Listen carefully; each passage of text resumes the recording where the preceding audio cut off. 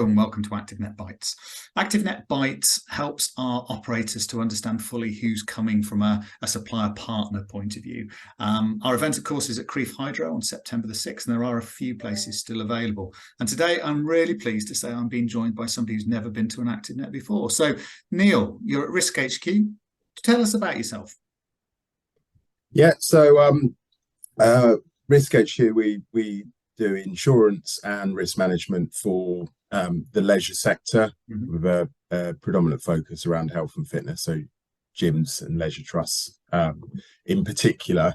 I've been working in the sector with leisure for around about 15 years, so lots of experience, and I'm really passionate about the sector and love it. So glad to still be doing that. Yeah. Okay, so tell us about the sort of top trends. What are the things you're dealing with the most at the moment, and how you're helping operators to be more effective and efficient? Yeah, well, I think from an insurance perspective, the market is very challenging for leisure operators. There's been a lot of change, insurers pulling out of the market, and it is tricky.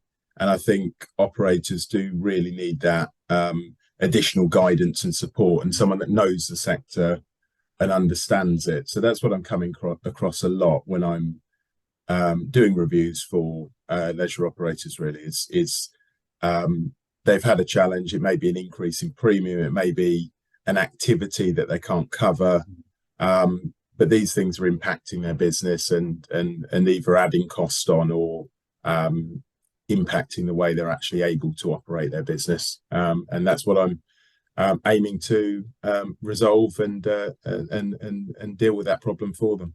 Okay. And has the marketplace reduced because of perceived risk of the services that we offer? It's in part, I would say, David. So there's been a wider change over the last 2 to 3 years in insurance, which is a hardening market, tougher conditions and less availability. I think with the issues around insurance in the leisure sector, there are a lot of insurers that were providing cover that pulled out, and the reasons vary. So some of it may be risk perception. If that is the case, that's a good thing in the way, because it's something that can be treated.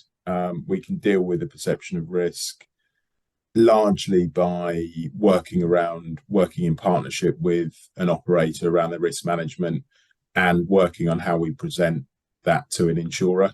So therefore the terms will be more favourable, and it'll potentially open the market up.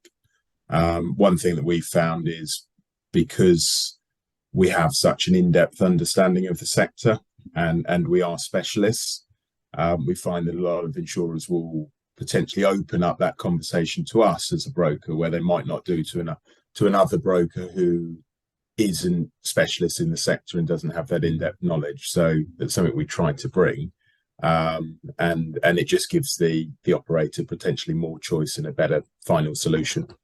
Okay, so I'm sure you do consultation with the organisations and things like that. Is there any particular low-hanging fruit that you will always recommend an operator think about or do differently in order to help reduce premiums, as an example?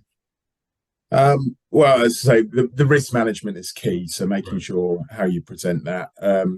Speaking to a lot of operators, they're already doing a lot of the good practice in terms of both strategic and operational risk management, lots of work around health and safety. But it's making sure that when we present that to insurer, that's front and centre of the presentation, so they can see that work that's being done. If they're not doing enough, then we can help them. We can guide them around that and make sure that is presented.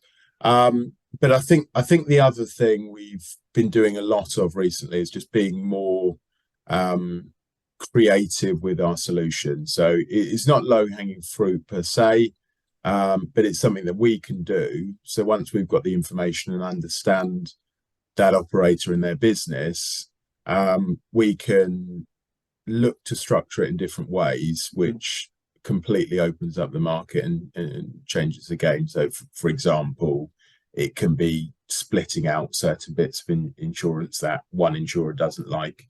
It just brings more choice and more insurers into the options that that operator will have. So there's more work at our end. It's not something that the operators need to do or need to worry about. But when we sit down, and the key for us is really just getting that full understanding of the business, and then we can go off and do what we do and find the best solutions for them. Okay.